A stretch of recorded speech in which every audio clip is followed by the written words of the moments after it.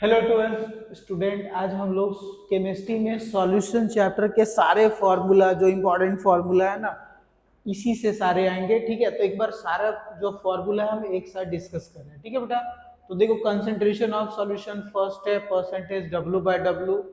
आपको पता है क्या होना चाहिए, मास of solute by mass of solution into 100। Percentage volume by volume, volume of solute by volume of solution into 100। Next mole fraction. तो हम लोग बेटा अभी क्या कर रहे हैं, सॉल्यूशन में सॉल्वेंट प्लस सॉल्यूट होता है, तो हम सॉल्वेंट को क्या कंसीडर कर रहे हैं, कैपिटल ए, एंड सॉल्यूट को कैपिटल बी। तो then X A equal to, अब देखो बहुत सारा वेयर आप नोट करते जाना है कि नहीं, वो कुछ वेयर मैंने मेंशन किया हुआ है आगे। तो जैसे एक्स ए क्या हो गया बेटा, mole fraction A for solvent, तो number of mole of solvent by total number of mole. X B equal to mole fraction of solute, तो mole of solute by total number of mole. X A plus X B equal to 1। Next है molarity, सबके question आपने किया ही होगा, मैं सारा एक बार revise कर दे रहा हूँ फॉर्मूला। ठीक है बेटा, तो नेक्स्ट देखो, और भी मैं थोड़ा जूम कर दे रहा हूँ, देखो आप मोलैरिटी थिंक आपको दिख रहा होगा अच्छे से, number of mole of solute by volume of solution in litre, capital M इसका सिंबल है। ये इसको हम लोग सिंपल फॉर्म में number of mole of solute को डब्ल्यू बी और एम बी भी बोल सकते हैं, W B upon M B and into V M L. V M L क्या है, volume of solution in M L, तो एम एल करोगे ऊपर 1000 आ जाएगा। यूनिट क्या हुआ बेटा, मोल पर लीटर, कैपिटल एम और मोलर भी बोल सकते हैं। Next molality, molality small m, number of mole of solute by mass of solvent in kg. तो यहाँ पे वही number of mole of solute given mass of solute by molar mass of solute. यहाँ पे हम लोग W A given mass of solvent, A for हमने क्या कंसीडर किया, सॉल्वेंट, अगर ग्राम में करेंगे ऊपर 1000। यूनिट क्या हो जाएगा बेटा, मोल पर केजी, स्मॉल एम और मोलल भी बोल सकते हैं। ठीक है, नेक्स्ट हम लोग कुछ स्पेशल फार्मूला जो एक फॉर्म से दूसरे फॉर्म में हम लोग यूज करते हैं। ठीक है बेटा, तो देखो फर्स्ट है स्मॉल एम। स्मॉल एम किसका सिंबल है, मोलैलिटी। मोलैलिटी और मोल फ्रैक्शन ऑफ सॉल्यूट के बीच रिलेशन है, आपको दिख रहा है, एक्स बी मतलब मोल फ्रैक्शन ऑफ सॉल्यूट। तो आप देखो small m X B 1 minus X B into M A. M A क्या है बेटा, एम ए हो गया मोलर मास ऑफ सॉल्वेंट ऊपर 1000, कैपिटल एम और किसके बीच रिलेशन है, परसेंटेज डब्ल्यू बाय डब्ल्यू के बीच। तो capital M percentage W by W, D density of solution into 10, M B molar mass of solute. फिर नॉर्मेलिटी, और नॉर्मेलिटी से पहले एक और देख लो, स्मॉल एम और कैपिटल एम में भी रिलेशन होता है, तो इसमें बहुत कंफ्यूजन होती है, तो ये डायरेक्ट फॉर्मूला यूज करके हम लोग कर सकते हैं। 1 by small m, small m मतलब क्या हो गया, molality, D density of solution, M molarity. Next देखो नॉर्मेलिटी में, ये आप बुक में नहीं है लेकिन हमें आना चाहिए। देखो देखो normality capital N W B upon E B. E B क्या होता है बेटा, ई बी को हम लोग इक्विवेलेंट वेट बोलते हैं। तो इक्विवेलेंट वेट हम लोग कैसे फाइंड करते हैं, तो मोलर मास जो होता है डिवाइडेड बाय वैलेंसी कर दो, सही है। तो हम लोग इक्विवेलेंट मास मतलब मोलैरिटी और नॉर्मेलिटी में देख रहे हो थोड़ा सा डिफरेंस दिख रहा है आपको। देखो ये आपको ईबी है यहाँ पे और यहाँ पे एमबी है, बाकी सब सेम है, ये कैपिटल है मोलैरिटी और नॉर्मेलिटी। तो दोनों के बीच रिलेशन हो गया, normality equal to molarity into N. N क्या है, वैलेंसी फैक्टर हम लोग बोल सकते हैं। मीन्स देखो एक एग्जांपल बता रहा हूं कि हम लोग ये एन कैसे फाइंड करते हैं। तो H2SO4 एक एग्जांपल देख लो आप, H2SO4 देखो यहाँ मोलर मास है 98, सही है। अब देखो इसको आप आयनाइज करोगे 2H plus and SO4 2 minus, कितना H प्लस यहाँ पे मिल रहा है 2, तो इसकी वैलेंसी क्या होगी 2 हो गई, सही है। तो हमें अगर इक्विवेलेंट मास H2SO4 का हमें फाइंड करना है तो हम कैसे फाइंड करें बेटा, 98 डिवाइडेड बाय 2 मींस 49, सही है। तो इस तरह से हम लोग सॉल्व करेंगे, ठीक है। तो नेक्स्ट ये नॉर्मेलिटी हो गया। अब देखो हम लोग हेनरी लॉस, तो यहां देखो सॉल्युबिलिटी कॉन्सेप्ट में हेनरी लॉ आता है। तो सॉल्युबिलिटी हेनरी लॉ कब यूज करेंगे, solubility of gas in liquid. Gas को हम लोग जब लिक्विड में सॉल्युबल करेंगे ना, तो हम लोग क्या अप्लाई करते हैं बेटा, हेनरी के बाद नेक्स्ट बेटा नॉर्मेलिटी के बाद अब हम लोग हेनरी लॉ स्टार्ट करते हैं। तो हेनरी लॉ कब अप्लाई करते हैं हम लोग? सॉलिबिलिटी कॉन्सेप्ट पे आते हैं Henry law. Solubility of gas in liquid, जैसे हम लोग सॉफ्ट ड्रिंक पीते हो ना, कोल्ड ड्रिंक्स ये सब पीते हो, तो यहाँ पे क्या एप्लीकेबल, आप देखते हो सोडा शॉप पे जाते होगे तो आप देखते होगे ना कि सोडा को कैसे गैस उसमें पंच करके प्रेशर पे उसमें डिजोल्व करते हैं, तो वहां पे हेनरी लॉ अप्लाई करते हैं, CO2 उसमें डिजोल्व कराया जाता है। तो यहाँ पे solubility of gas in liquid, तो P equal to KH into XB, ये क्या हो गया? P पार्शियल प्रेशर, X क्या है यहाँ पे? मोल फ्रैक्शन ऑफ गैस, KH को हम लोग हेनरी कांस्टेंट बोलते हैं। ठीक है बेटा। अब नेक्स्ट कॉन्सेप्ट देखो आप, नेक्स्ट हम लोग देख रहे हैं सॉलिबिलिटी। अभी हमने हेनरी लॉ क्या कहां पे एप्लीकेबल था? Solubility of gas in liquid. अब दोनों लिक्विड हो तो हम लोग रॉल्स लॉ अप्लाई करेंगे। दो लिक्विड है, हमने फॉर्मूला को एक जगह करके आपको बता रहे हैं कि दो लिक्विड है A एंड B, तो इसमें क्या होता है? रॉल्स लॉ के according partial pressure of liquid directly proportional to mole fraction, तो ये प्रोपोर्शनलिटी साइन है, कांस्टेंट हो गया P नॉट A। इधर दूसरी लिक्विड क्या है? Second liquid PB equal to directly proportional to PB XB, mole fraction of liquid B। अब दोनों लिक्विड को क्या करो? मिक्स कर दो, तो टोटल क्या हो गया? प्रेशर। पार्शियल प्रेशर मतलब इंडिविजुअल लिक्विड गैस के प्रेशर को पार्शियल प्रेशर बोलते हैं। अब दोनों मिक्स कर दोगे तो टोटल प्रेशर क्या हो गया? PA plus PB। ये फॉर्म को इस तरह से भी लिख सकते हैं। ठीक है। ये डेल्टन लॉ देखो कब अप्लाई कर देंगे? जब वो लिक्विड वेपर फेज में आ जाए ना, तब हम लोग डेल्टन लॉ अप्लाई करते हैं। तो इसमें क्या हो गया? अब देखो थोड़ा सा चेंजेस हो गए। यहाँ पे क्या है? PA equal to P naught A X, यहाँ पे क्या हो गया? PA equal to YA P total.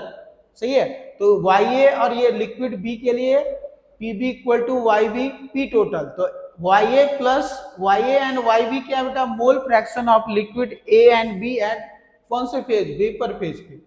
सही है। तो ये हम लोग NCERT में इससे रिलेटेड क्वेश्चन है, इसलिए मैं इसको डिस्कस कर रहा हूँ। ठीक है। तो नेक्स्ट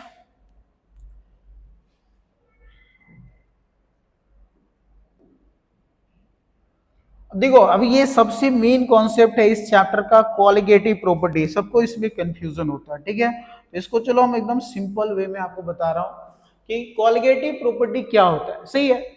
तो पहले इधर सिंपल समझो, कोई लिक्विड सॉल्वेंट है, उसकी अपनी मेनली 4 कॉमन प्रॉपर्टी है। उसका अपना वेपर प्रेशर होगा, बॉइलिंग पॉइंट होगा, फ्रीजिंग पॉइंट होगा, ऑस्मोटिक प्रेशर होगा।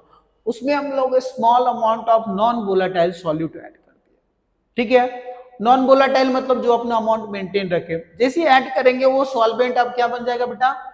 सॉल्यूशन बन जाएगा। सही है। अब वो सॉल्वेंट नहीं रहा। अभी हमने जो प्रॉपर्टी बताया वो सॉल्वेंट के रेफरेंस में बता रहे हैं। अब वो सॉल्यूशन बन गया, तो अब उसकी बहुत सारी प्रॉपर्टी चेंज हो जाएगी। अब थोड़ा ही ऐड किए, पता नहीं चलेगा, लेकिन अब प्रॉपर्टी क्या चेंज हो गया? उसका वेपर प्रेशर जो अब सॉल्यूशन है सॉल्वेंट से कम हो जाएगा, बॉइलिंग पॉइंट ज्यादा हो जाएगा, फ्रीजिंग पॉइंट क्या हो जाएगा बेटा? डिप्रेशन मतलब कम होना, एंड ऑस्मोटिक प्रेशर चेंज मतलब कम ज्यादा दोनों हो सकता है। तो colligative property depends upon number of solute particle, number of ions. तो वन बाय वन हम लोग सारे कॉलिगेटिव प्रॉपर्टी को एक बार डिस्कस करते हैं। Relative lowering of vapour pressure, हम पहले ही बता रहे हैं कि हम सिर्फ फॉर्मूला के रेफरेंस में आपको डिस्कस कर रहे हैं। ठीक है।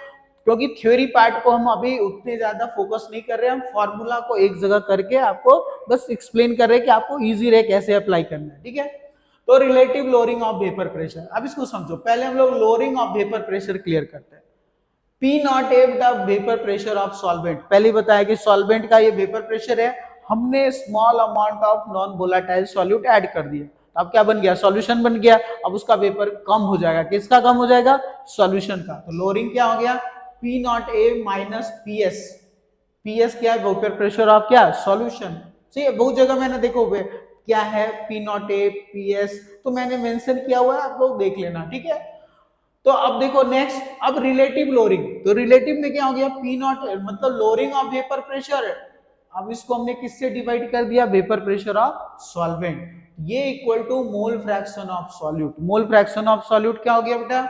Number of mole of solute by total number of mole. अब इसी फॉर्म को थोड़ा हम सॉल्व करेंगे तो ऐसे भी सिंपल फॉर्म में लिख सकते हैं। सही है। इसको रिवर्स कर दोगे तो P not a minus PS by PS by NB upon NA। ठीक है। तो ये किसके लिए फॉर्मूला हो गया? Relative lowering of paper pressure, इसी से रिलेटेड। अब यहाँ Na के प्लेस पे क्या लिख सकते हो, WA अपॉन MA, NB के प्लेस पे WB अपॉन MB। WB क्या हो गया, given mass of solute, MB molar mass of solute. Elevation of boiling point चाहिए। एलिवेशन ऑफ बॉइलिंग पॉइंट का मतलब क्या हुआ, पहले जो सॉल्वेंट था उसका बॉइलिंग पॉइंट हम देखो ये ग्राफ से क्लियर कर रहे हैं। ये सॉल्वेंट है, देखो यहाँ ग्राफ से एनसीईआरटी में भी होगा, आप देख लेना। चलो यहाँ पे देखो ये बॉइलिंग पॉइंट ऑफ किसका बेटा, सॉल्वेंट T0B। अब जैसे ही इसमें नॉन वोलेटाइल सॉल्यूट ऐड किया, अब ये सॉल्यूशन बन गया, अब इसका ये बॉइलिंग पॉइंट है TB। देखो ज्यादा हो गया कि नहीं बताओ, इसी डिफरेंस को हम लोग क्या बोलेंगे, एलिवेशन ऑफ बॉइलिंग पॉइंट। मतलब किसका बॉइलिंग पॉइंट ज्यादा हुआ, सॉल्यूशन का ज्यादा हुआ, तो boiling point of solution minus solvent. फिर एक और रिलेशन होता है एलिवेशन ऑफ बॉइलिंग पॉइंट का, elevation of boiling point directly proportional to small m। पहले ही बताया था क्या होता है बेटा, मोलैलिटी। जैसे प्रोपोर्शनलिटी साइन हटा, कांस्टेंट आ गया Kb, मोलर एलिवेशन कांस्टेंट। सही है। कभी कभी क्या होता है बेटा, Kb गिवन नहीं होता, Kb ऐसे गिवन होना चाहिए, लेकिन कभी कभी अगर Kb गिवन नहीं हो तो ये फॉर्मूला से हम लोग फाइंड करेंगे, RT0B स्क्वायर 1000 LB। T0B तो अभी देखे थे बॉइलिंग पॉइंट ऑफ क्या, the boiling point of solvent, और LB latent heat of vaporise. तो ये डेटा आपको गिवन रहेगा, उससे हम लोग के भी अगर नहीं है तो गिवन होगा, ठीक है। तो ये किसके लिए फॉर्मूला हो गया, elevation of boiling point. Next हम लोग देख रहे हैं, नेक्स्ट हम लोग डिप्रेशन ऑफ फ्रीजिंग पॉइंट, जैसे अपोजिट कर दो।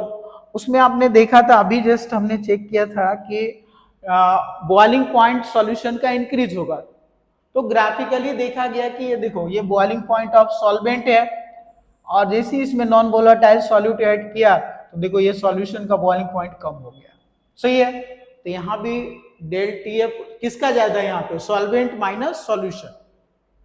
फिर next relation, depression of freezing point directly proportional to small m। यहाँ भी मोलैलिटी, प्रोपोर्शनलिटी साइन यहाँ पे क्या हो जाएगा बेटा, हटा तो कांस्टेंट क्या आ गया यहाँ पे, Kf, मोलर डिप्रेशन कांस्टेंट। सही है। अगर कभी Kf की वैल्यू गिवन ना हो तो ये फिर फॉर्मूला यूज करेंगे for Kf, RT0F square 1000 LF। इसको हम लोग लेटेंट हीट ऑफ फ्यूजन बोलेंगे, वहां पे क्या था, वेपोराइजेशन, यहाँ पे fusion. Next colligative property, osmotic pressure. तो उसके लिए आपने थ्योरी ऑलरेडी डिस्कस किया होगा, पहले ऑस्मोसिस क्या है, फिर ऑस्मोटिक। तो हम डायरेक्ट फॉर्मूला पहले ही बताएं, फॉर्मूला बेस्ड हम क्लास ले रहे हैं अभी, है कि नहीं। तो osmotic pressure pi equal to CRT, C concentration, molarity, R gas constant, T temperature in kelvin. For isotonic solution pi one equal to pi two, RT common हो गया कैंसल, तो C1 इक्वल टू C2। तो यहाँ पे सही है बेटा, तो ये किसके लिए हो गया, C1 इक्वल टू C2, ठीक है। अगर ज्यादा हो तो हाइपरटोनिक, कम हो तो हाइपोटोनिक। अब ये इसमें कंफ्यूजन होता है सबको, एबनॉर्मल वैल्यू ऑफ कॉलगेटिव प्रॉपर्टी, जिसको हम लोग वांट ऑफ फैक्टर से एक्सप्लेन करते हैं। तो यहाँ पे बहुत बच्चे कंफ्यूज रहते हैं, तो चलो इसको थोड़ा सा हम डिस्कस कर दे रहे हैं। देखो बेटा, आपने स्टार्टिंग में ही देखा था colligative property depends upon number of ions. सही है। इसको एक सिंपल फॉर्म में ऐसे समझो आप, इसका यूज क्या है, बहुत बच्चे समझ ही नहीं पाते, ठीक है। तो हम लोग देखो यहाँ पे मान लो हम लोग ग्लूकोज मॉलिक्यूल लिख C6H12O6, तो ये देखो हमने अगर मान लो 100 ग्लूकोज मॉलिक्यूल वाटर में डाले, तो आफ्टर डिसॉल्व होने के बाद भी कितने मिलेंगे, 100 ही मिलेंगे ना। लेकिन but in case of NaCl में अगर हम 100 डाल लें, ठीक है, वाटर में डाले तो 100 Na प्लस एंड क्या बना 100 Cl माइनस। तो देखो नंबर ऑफ पार्टिकल, देख रहे हो कॉलगेटिव प्रॉपर्टी नंबर ऑफ आयंस पे भी डिपेंड करता है। तो यहाँ पे 100 डाले, लेकिन देखो आफ्टर डिसोसिएशन Cl अलग और Na प्लस अलग, तो चेंज हो गए ना नंबर ऑफ पार्टिकल, तो कॉलगेटिव प्रॉपर्टी चेंज हो जाएगा। सही है।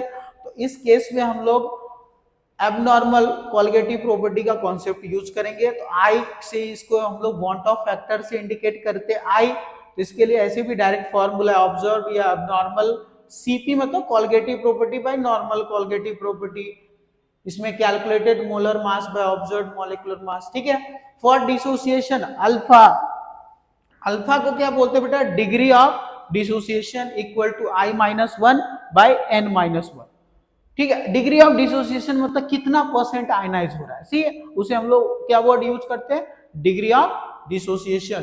तो ये फॉर किसके लिए हुआ, डिसोसिएशन, है कि नहीं, N number of ion. Next हम लोग देख रहे हैं, नेक्स्ट पेज पे शिफ्ट कर रहे हैं हम लोग। Next page for association. Association में देखो, मान लो देखो यहाँ पे कि एक एग्जांपल लो आप, ये क्या है आपको दिख रहा होगा बेटा, कौन सा एसिड है, इथेनोइक एसिड है। 2 मॉलिक्यूल ऑफ इथेनोइक एसिड लो, एक और हमने इथेनोइक ले लिया, इसको उल्टा करके हम लोग थोड़ा दिखा रहे हैं, देखो इधर OH और इधर C+O। तो देखो ये दो, ये हाइड्रोजन बॉन्ड आपस में बना लिया, आपको दिख रहा है। तो ये क्या हुआ, दो मिलके एक बन गया, इसको हम लोग क्या बोलते हैं, एसोसिएशन बोलते हैं।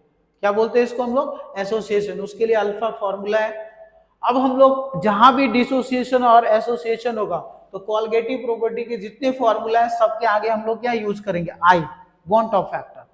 सही है। तो आप लोग क्या करना है इस चैप्टर में, जितने जैसे आप हेनरी लॉ है तो उसके सारे एग्जांपल इंटेक्स अच्छे क्वेश्चन है, और सारे एक्सरसाइज के क्वेश्चन, मतलब सारे स्टैंडर्ड क्वेश्चन है इस चैप्टर में, ठीक है। तो आप एनसीईआरटी के एक्सरसाइज, एग्जांपल, इंटेक्स सारे एक बार ट्राई करो, ठीक है। फिर हम लोग नेक्स्ट वीडियो में नेक्स्ट चैप्टर को ब्रीफ करेंगे, फॉर्मूला बेस्ड क्लास लेंगे, ठीक है।